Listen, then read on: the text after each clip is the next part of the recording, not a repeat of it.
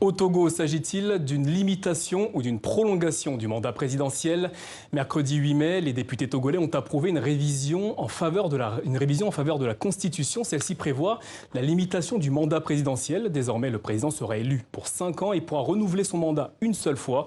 Cette réforme ne prend pas en compte les mandats déjà effectués. Cela signifie que l'actuel président Faure Gnassingbé, au pouvoir depuis 2005, pourra participer au scrutin de 2020 et 2025.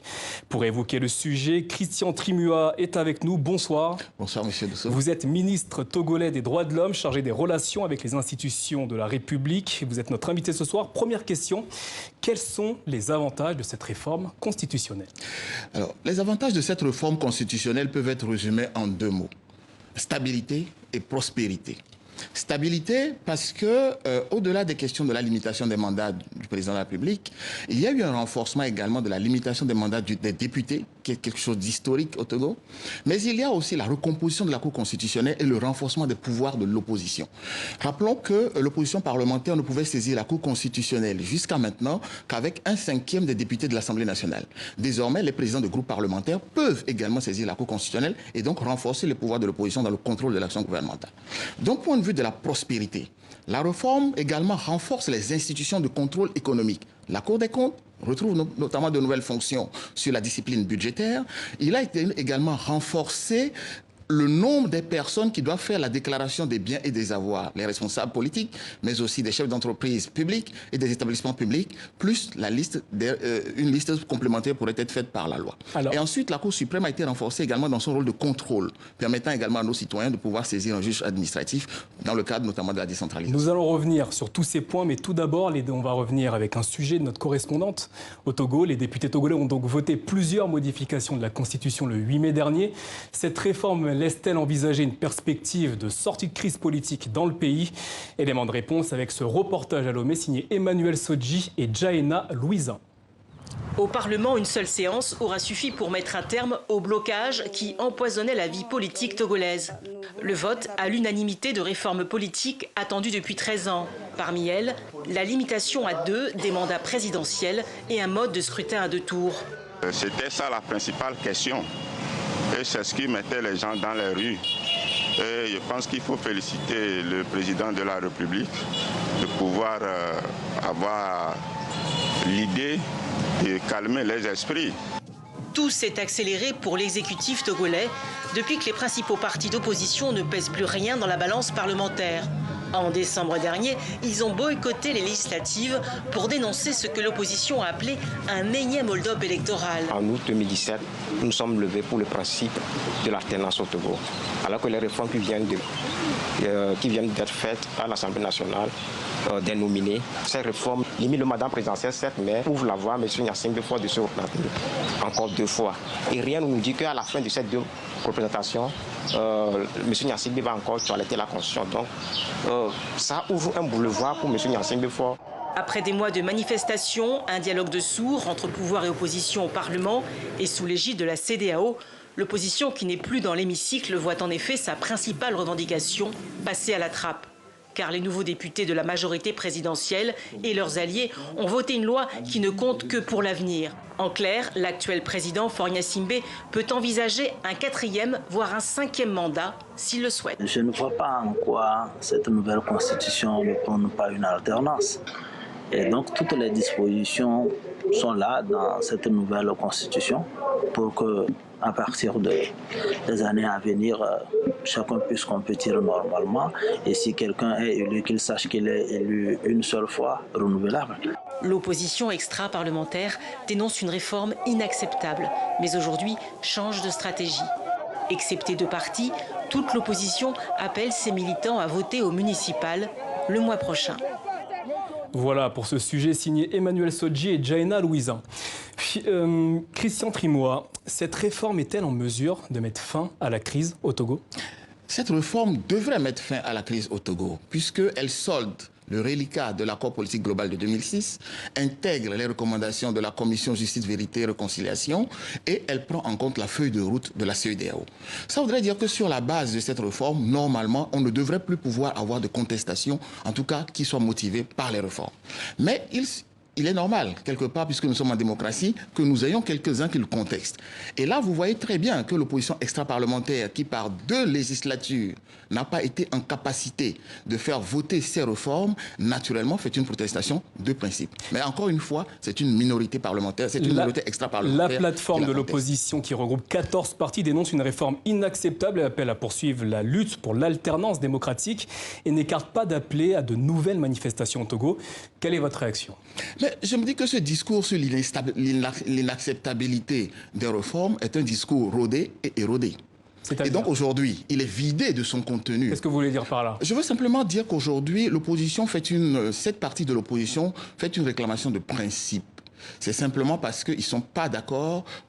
Ils ont raté le coche de l'histoire. Il y a quand même 14 partis qui sont unis au sein de cette opposition. Ils ne sont plus 14 aujourd'hui. Personne n'arrive plus à mettre un chiffre sur la C dite 14. Pour la simple raison que les déchirements internes, les guerres de leadership, la débâcle électorale, la division et les stratégies foireuses de boycott, aujourd'hui, l'ont réduite à peau de chagrin. Très bien, on aura compris tout ceci. Ce texte va-t-il favoriser l'alternance dans le pays?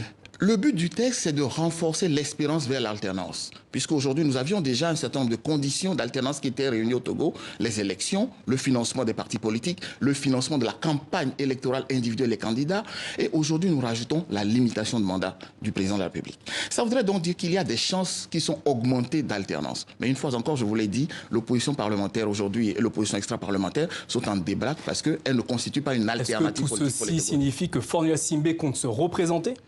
Alors, le président de la République actuelle est constamment soutenu par plus de 60% des Togolais. La formation politique majoritaire qui le soutient est sur 2 législatures successives soutenue par plus de 60 ou 62% des Togolais. Face à eux, nous avons moins de 20% de contestation politique. Pourquoi le président de la République décevrait-il 60% des Togolais? Cette réforme n'a pas été votée, mais sans les membres de l'opposition. Pour rappel, ils ont boycotté les dernières législatives, ce qui fait qu'ils ne sont pas représentés à l'Assemblée. Alors vous avez lâché le mot, ils l'ont boycotté. Ça voudrait dire qu'ils ont pris un risque électoral fondamental. Est-ce que c'est une bonne chose de voter cette loi si importante, si attendue, sans l'opposition? On peut renverser la question et vous demander, est-il normal de mettre un peuple en attente pour les caprices d'une opposition qui boycotte les élections constamment? Elle parlait d'irrégularité. Ça fait 2 fois dans l'histoire du Togo qu'elle a raté le coche.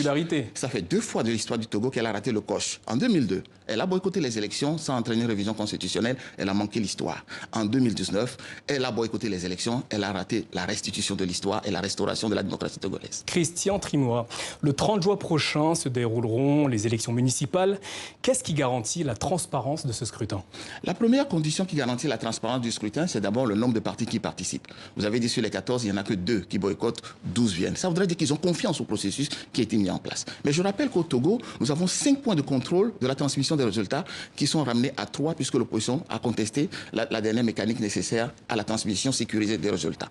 Mais vous savez, le Togo, comme tous les autres pays africains, souffre de son état civil, bien évidemment. C'est une critique qui arrive puisque naturellement elle a un impact sur les fichiers électoraux, mais c'est devenu le discours récurrent de l'opposition. Comment améliorer cette situation, justement? Ce n'est pas une question. Ne serait-ce que sur les fichiers électoraux, que l'opposition aussi met en pointe du doigt.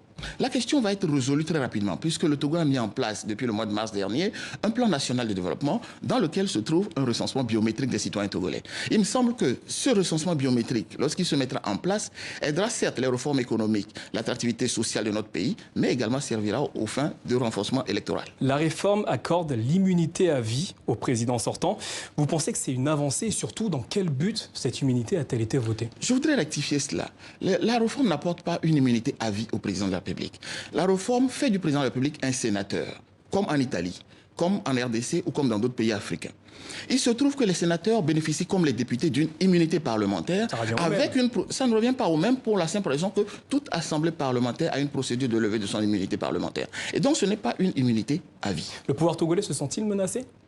Absolument pas. Mais l'Assemblée nationale a estimé qu'à partir du moment où on créait les conditions de l'espérance, de l'alternance, il fallait également créer les conditions de la reconnaissance de la nation.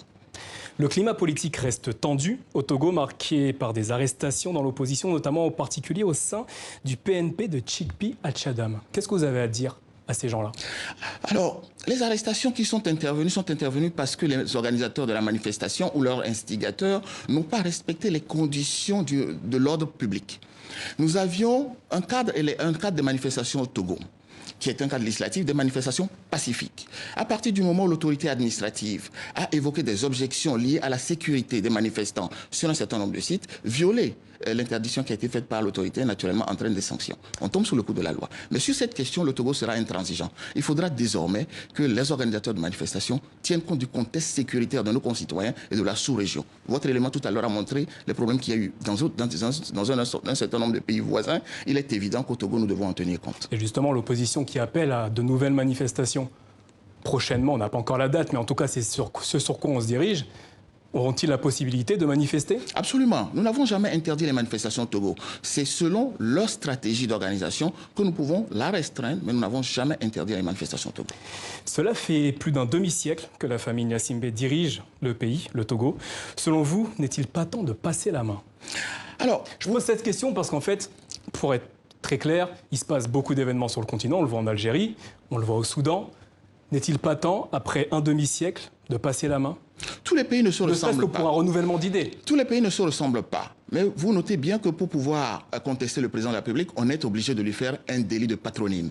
C'est-à-dire qu'en fait, il se serait appelé Namori Dosso, probablement que l'argument ne se tiendrait pas.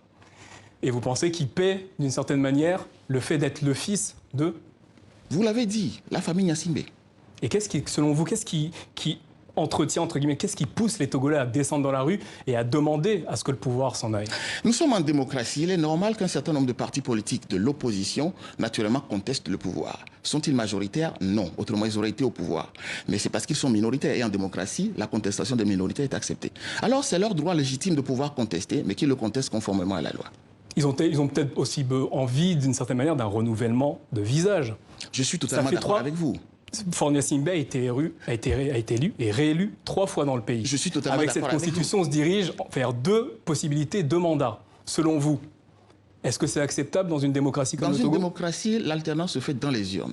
Il me semble que l'opposition togolaise devrait plutôt affiner sa stratégie pour gagner dans les urnes et non dans la rue. Merci pour cette interview, Christian Trimua. Je rappelle que vous êtes le ministre togolais des droits de l'homme chargé des relations avec les institutions de la République. Merci d'avoir répondu à notre interview.